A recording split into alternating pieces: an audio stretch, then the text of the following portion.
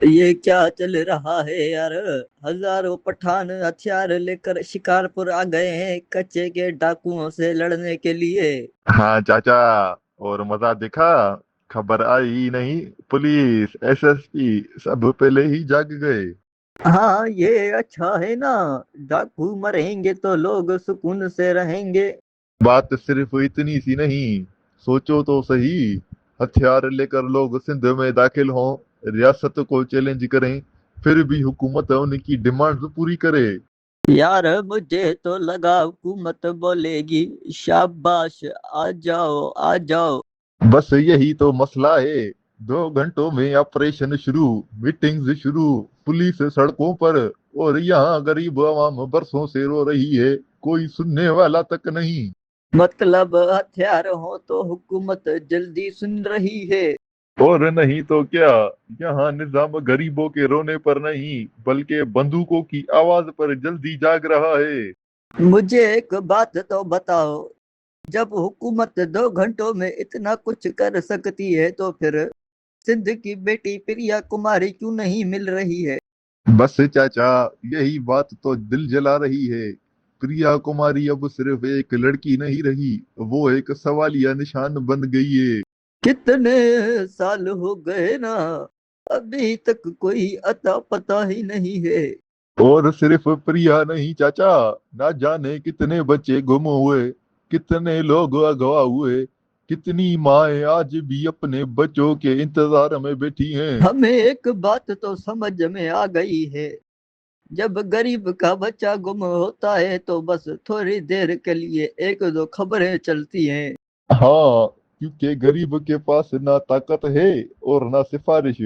अगर किसी वडेरे या अमीर का बच्चा अगवा होता तो सारा सिंध बंद हो जाता।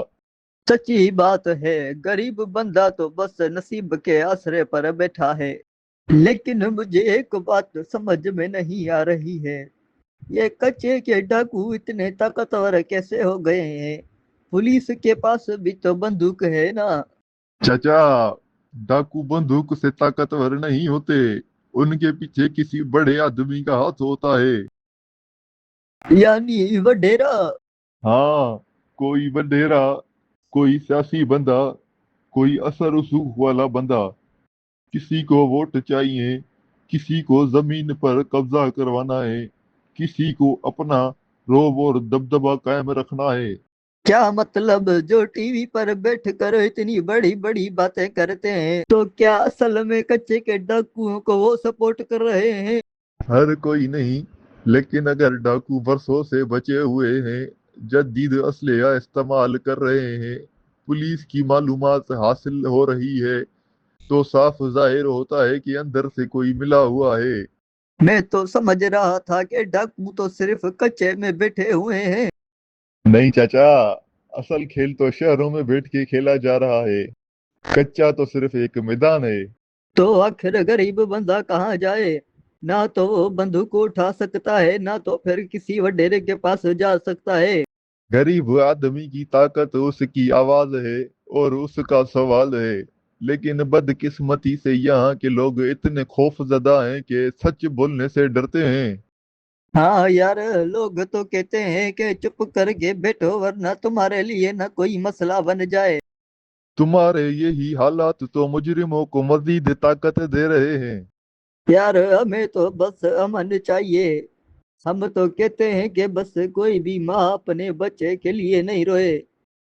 अमन तब आएगा जब कानून सबके लिए एक जैसा होगा, जब वडेरों की औताक से कानून बाहर निकलेगा। इसका मतलब हमारी असल जंग डाकुओं के साथ नहीं बल्कि नाइंसाफियों के साथ है।